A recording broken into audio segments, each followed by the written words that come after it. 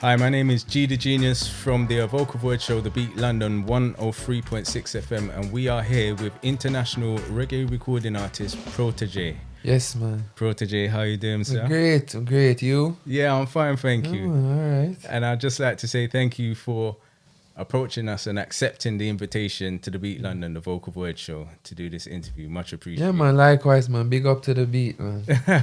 Cool. Yes. So, in short, who is Protege? Artist out of Jamaica that, you know what I mean, just doing what he loves to do. Chill, easy, Yeah. determined, you know. Yeah, I see that. Yeah. Okay, cool. So, in doing my research, I realized that you're the son of two, I would say, famous people. One being your mother, Lorna Burnett. Is that correct? Right. And your father, who she did the tune Breakfast in Bed, which is still playing till today. Yeah. And your father, who is Michael Olivier, a Yeah. calypso singer. Yes. So, as a youngster, musically, what was it like growing up in your household? Well, at that time, my mom had pursued giving up music, Yeah. like professionally, to do law. She went to law school Okay. because she was really like she was like 18-year-old, 19-year-old with two number ones that Wow. she blew up when she was coming out of high school. Wow. So, but she was in school and she said she got into law school and decided it was more stable because in 1973, Yeah. those times in Jamaican music, you weren't sure about the profitability of, Yeah. you know, you just love it, but she wanted to get an education, so she did that. So by the time she had me, she wasn't very active.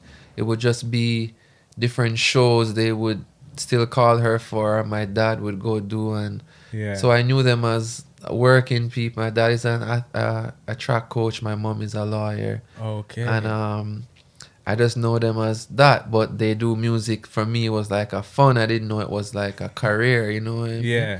Until I got older, I really realized that the magnitude of my mom's like success and what she walked away from, Yeah. which in turn really inspired me to do the opposite. You know what I mean? I was like, I'm gonna do the exact opposite of you and pursue it fully 100. And I told her at the same time, I was like, I want you to manage me. Yeah. Because like you can we can share this as a journey together, and she's been my manager for like my whole career. So before you decided to take your musical career seriously, did you have any other dreams of being anything else? I mean, my childhood dream was for sure to be an athlete, to go to the Olympics. By far, that was what I dreamt about, thought about every day, because I'm obsessive about whatever I'm into. Yeah. So it's like music, like my life is my life, and my family and my daughter and everything. But in terms of what motivates me, like when I'm doing music, is that me I deal with, like if, you know what I mean? Yes, like if we're at 100%. 11:30 tonight, like me I gonna be thinking about something to do with music. You know what I mean? Yeah. And it's so how that's how I was with track. I was like thinking about it, doing my forms, doing everything. I wanted to be an athlete, and then I just fell in love with music, and that kind of shifted my focus. Okay, so around what age would you say you started to get into music? I mean, I guess I was always into it from what I heard. Yeah. You know, my dad would say he'll always remember me with his big headphones on and listening music. Yeah. And I was always listening into music. That was like a given. Yeah. But it's not until like I was like 9 or 10 when I heard like my first like rap song. Yeah. And I was like, yo, I like this whole vibes, you know what I mean? So I was like wanted to learn how to do it too, and then that is what really started me to sing. And then I would not sing but like rap and DJ, and then I would hear like you go to high school and you go to high school and then you start to hear about dancehall more because the older boys are, and then I got into that heavy and would learn all their songs, and then we would do clashes. Yeah. And then my friend said to me like, yo, what you should do is like if you know every song, because I would sing like a Bounty Killer, somebody sing a Beanie Man, somebody, it'd be like, yo, you know that he's a Beanie Man fan, so what you should do is like write a counteraction to that Beanie Man song. And that's how I started writing original lyrics. Okay. And then I was just excelling at it, and like I was like 12 and they would put me against like somebody that's 18 and I was like, okay, well maybe I have and this was all in Jamaica? Yeah, for sure. So, because this is the thing, I see that some of your music, especially in doing my research, some of your music is quite influenced by hip-hop. Yeah. So where did the hip-hop come into the scene? Because like the way I'm looking at it is like you're growing up in Jamaica, which is predominantly reggae and dancehall. So when was hip-hop introduced to you, and why did you take that form? Because I know most people kind of come through the dancehall ranks and stuff but it's like, it seemed to me you was a bit different. You didn't really want to go that route. It's not even want has nothing to do with these things, you know what I mean? Like I grew up and I loved dancehall and I heard it, and I was huge in like Beanie Man fan, huge Bounty Killer, huge like Shabba Nick, like all of it. I grew up with it, right? But I just remember hearing it was like a song, Slick Rick Children's Story. Okay. Right? It was a classic by the time, whatever, you know what I mean? And like I remember I didn't even hear it, but it was my dad is a track coach, so he would coach, and I lived not at my school, but my rival's school. My dad's just coached them, so I live like 500 feet from that school. So he would coach a lot of older athletes, and one of them just was rapping the song "Once Upon a Time Not Long Ago." And I can just remember being like, "Yo, this is cool." I was like, "What's this?" Like, Slick Ricky's a rapper. I'm like, "What's a rapper?" And it's like, "Oh, it's American." And he had to write out every lyric of that song for me, and I would learn it without ever hearing the music. Oh, seriously? Yeah, and then I was just like, I like hip-hop. Yeah. And then I had a friend. The key thing what happened is that same friend who told me that maybe I should try to write lyrics, he did school all year round, but every summer he would go to his mom in America. Yeah. And he would come home in the summer and he'd be like, yo, there's this guy called Biggie, and he's gonna be he's like, because he went home to Brooklyn, and it was like he's huge, and he would bring me the CD, and I would just listen, and then all of a sudden then I started to know and be like, okay, there's Jay-Z and there's this guy, and then I started to just pick up on everything. So then, as in doing that now, that's when you actually started to rap, or was you still kind of DJing at this time? I was just, everything that started to come together, and then it was like, as I said, it was the next couple of years, it was me figuring out my sound. I want to be Jamaican. I don't want to have an American accent and be rapping like, yo, what, you know? But I don't want to go on a dancehall rhythm because I don't think it fits what I'm trying to do, and I don't want to go on a straight reggae roots vibe because that's not what I'm trying to do. And I started to sample old reggae because I was into like what Kanye was doing with Just Blazing with the hip hop and bringing it. So I was like trying to do the same, and then I heard Welcome to Jamrock album.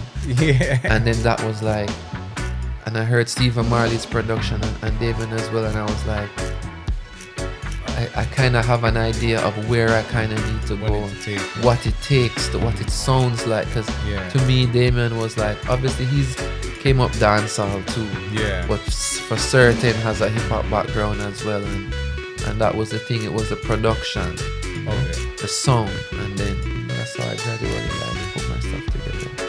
Okay, so by this time, were you taking your musical career seriously? Yeah, 100%. But I was just trying to find my way. Actual sound. Because it's in Jamaica, you coming up, think about 2005, 2006, it's like you're gonna get a break, you have to be on a juggling rhythm. 7, 8 persons on the rhythm, and then maybe your song gets forward.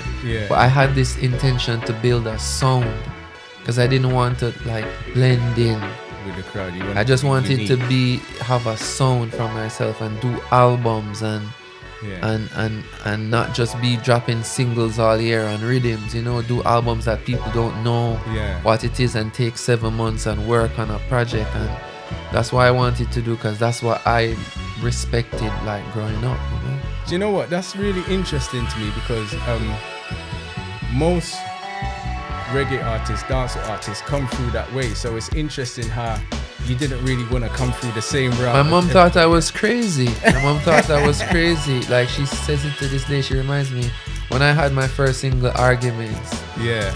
And it was a different sounding rhythm, and I was like, yo, I'm good.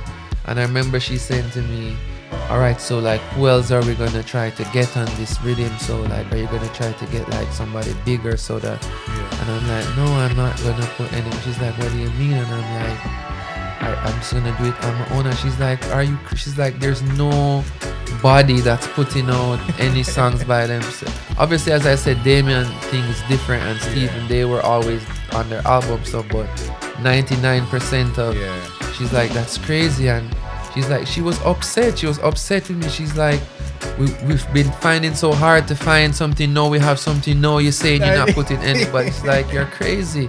Yeah. And I'm like, Mom, trust me, I was trying to build a sound. And she was like, whatever. But it worked, you know, it really worked. Yeah, like, but did you have a vision of this prior to putting out the track, like, by yourself? Yeah, 100%, like 100%. The whole thing, from I heard Welcome to Jamrock, I was like, I'm dropping albums. I'm trying to make albums and have a sound, and then when the album is done, I go and try to make another album and put my sound forward. Then when that's done, it's like everything is like a season, and it's like a you do it and it's a new season. And what new are you gonna bring to the table? So it's not like this linear, just this career that's just running in one long thing. Yeah, like everyone else. You know what I mean? Not even just everyone else, but it's just not. There's growth. Yeah. You know, when you have to take step and put new music, and you be like, yo, I love how this sounds, as opposed to just me having one long line of music that seems like the same thing, you know? All the time. So your mixtape, Lyrical Overdose, which was mostly hip-hop influence. Yeah. Stressed out. What was your thought process behind that at the time? I just couldn't find any producers to work with me. I couldn't get anybody to record me. I didn't have any beats to go on. Yeah. I didn't start producing yet. I was like just trying to find my way, and I was like, my friend had died. One of my friends that helped me a lot coming up with like music and writing and bringing me music as well. And I was like, you know, he died, and then he never got to hear my project, because I was like, yo, I'm doing this, gonna do this thing and this tape. And then I was like, yo, I'm just gonna do something, and let me just download some beats, and let me just do something and put together a body of work. Yeah. So I kind of just did that. And then I was gonna do another one, and as I said, that's when Jamrock came out. Yeah. And that's when I was like, I'm taking like as long as it takes to find my sound. And I was like, I'm buying an MPC. I'm gonna just try do my own thing. And that just brought people around me that helped, you know. Yeah. Yeah. Okay. So because as in doing my research, I was thinking, okay, where was the transition? Where did the transition come from kind of hip hop sound to reggae?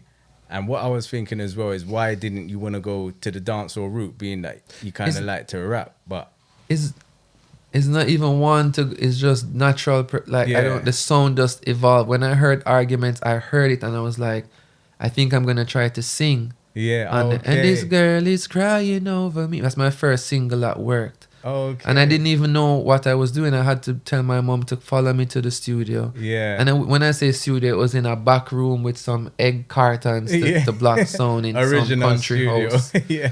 And I was like, follow me and make sure I'm not off key. Yeah.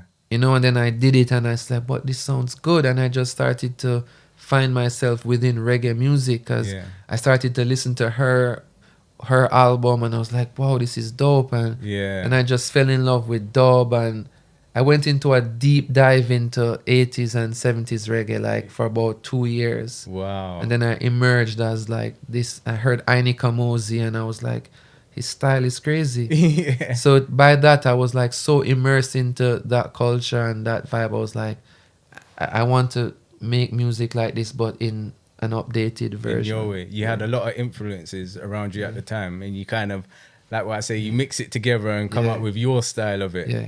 And I can say it has worked for you, and is working for you. So, what would you say in your musical career was your breakthrough moment? You know, like maybe hearing your song on the radio or going to a stage show, or people actually saying, "Yo, you know, this artist Protege, like he's doing things right now." What would you say was your kind of breakthrough moment in the industry? I think like what physically happened to me, or what song broke. Like, what do you mean? Like, You know,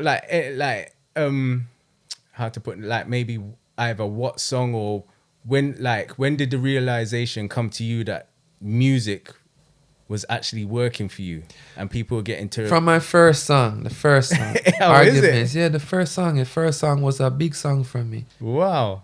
The first song I put out just worked, and I was like, people was like, "Yo, what the youth they do that song here? Yo, where you know what I mean?" Yeah. Like, it was like, and then the second song, like, just everything worked. Yeah. You know what I mean? Like, nothing has never not worked so far. Like, since I've been doing music, it's like every year has been bigger. It's weird. It's just weird because usually you kind of shoot up, and then, but it's like when I look on, like, my last album is my most successful album, and that's like 2 years ago. Wow, yeah. And that's like my 5th album.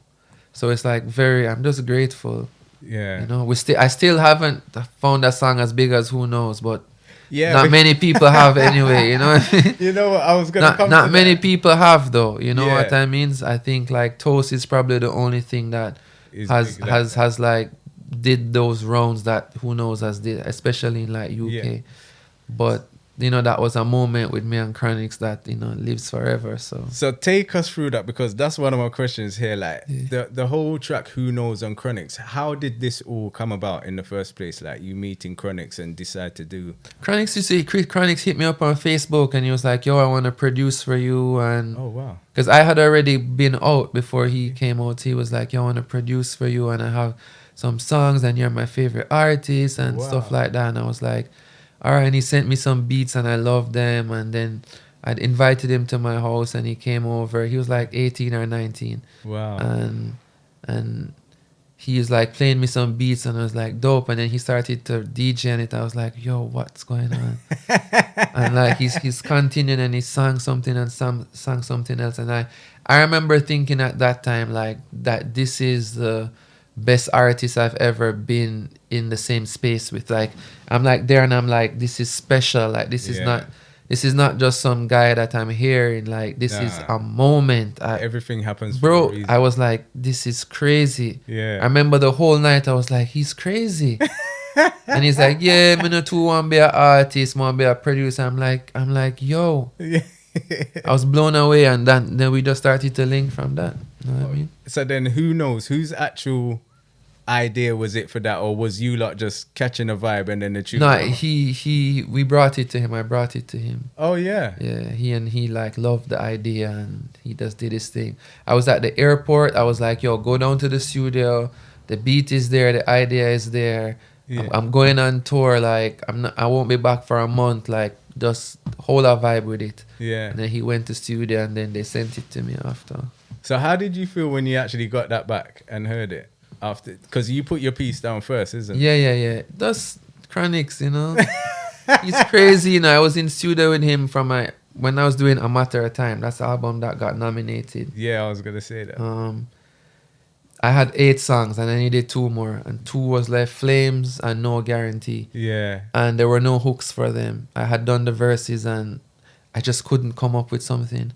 And I literally called him. I was spending 2 weeks trying to figure out. I literally called him. I was like, yo, I need to wrap my album up. Like, come to the studio and vibe with me. Yeah. And he comes to the studio and he's doing No Guarantee. Yeah. And like, he doesn't come up with anything. He's in there. It's like, I can't find anything. And then he's like, yo, play the next one, man. Yeah. And I play him Flames and he comes up with Flames and I'm in studio going crazy like, yo. And then he's like, yo, play back the next one now.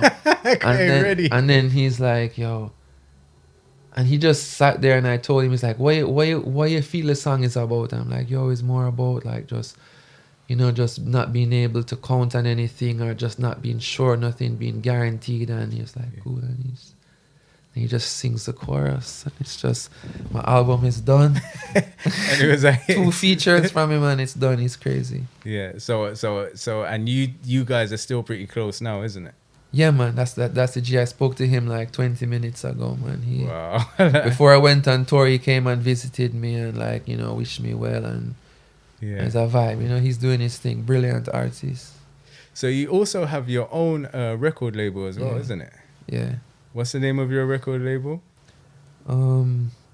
Indie Collective. Yeah. I have a deal with RCA. Yeah, because I see that as well. Right. So where I still do my creative and kind of run my stuff through a label, and then team up with them. So I have that, and Lila Ike is on there. Yes. Jazel East as well. It's a vibe. So because this is the question I wanted to ask. Did you take them on as your artist to mentor them, or just take them on as artists and then produce and put out? Yeah, with every artist I work with, it's a full program. It's a full program, because there's a certain things I want to work with, or certain things I'll work without. You know what I mean? So it's like, if I'm working with an artist, like, I'm fully involved. So that's the kind of vibe. So it's like with Savannah, I just saw her music, wanted to work with her, and just started to produce, but she didn't have any manager. So I was just like, yo, let me do that for her as well, and kind of guide her career. With Lila, it was the same thing. Okay, because Savannah and Lila, they're both great artists. Yeah. Is it Naomi Cohen as well that you work with?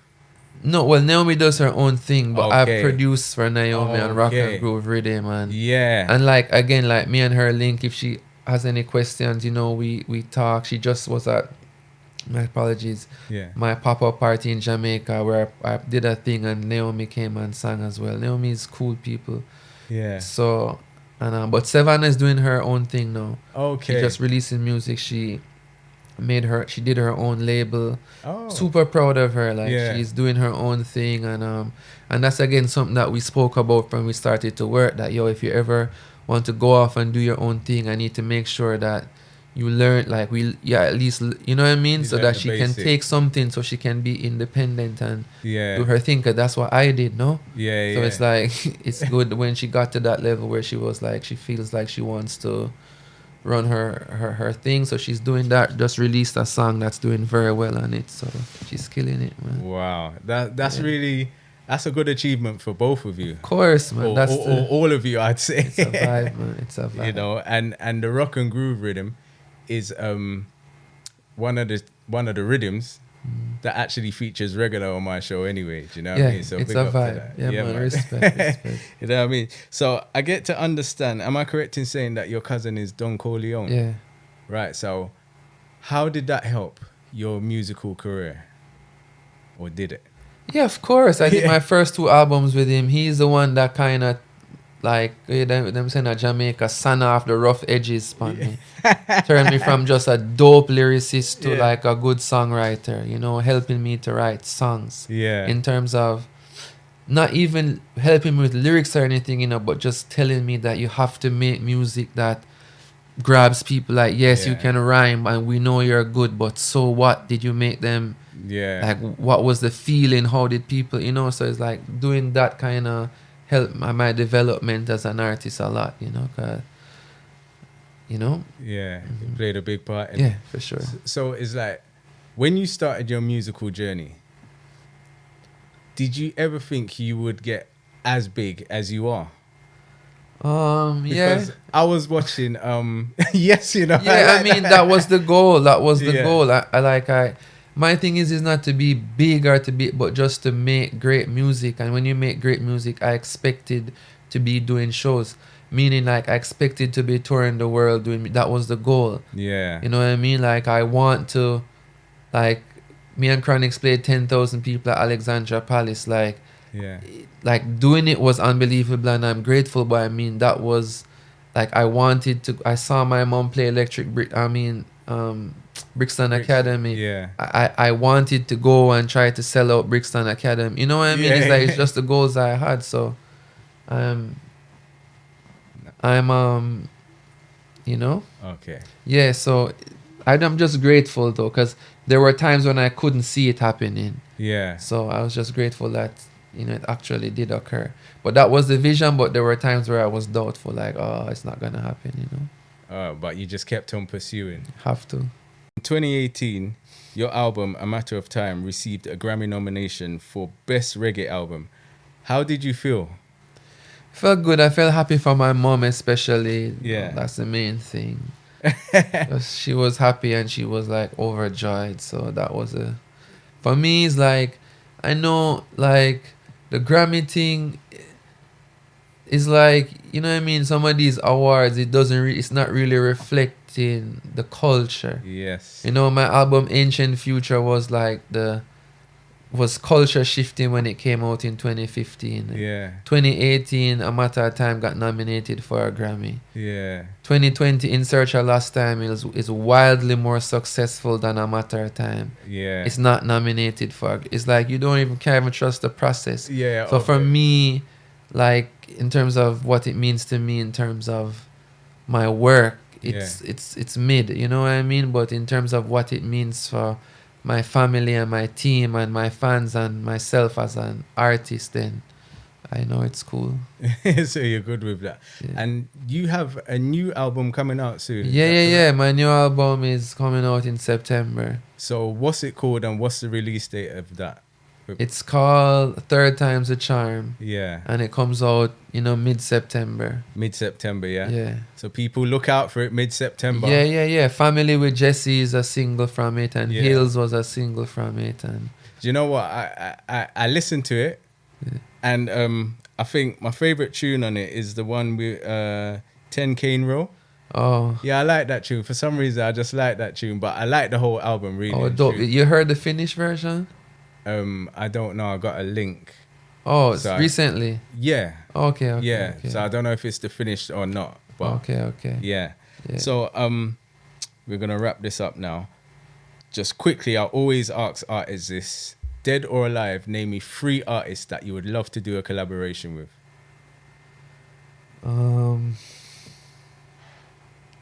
Damian Marley. Yeah. I think Damian Marley, Rihanna, and Jay-Z. And Jay-Z. Yeah. Yeah, do you know what? Those are good choices. They're interesting choices. That's why I like asking artists these questions, because, like, for me, it's amazing the genres that the artists delve into, even though they're predominantly making a certain type of music, you know?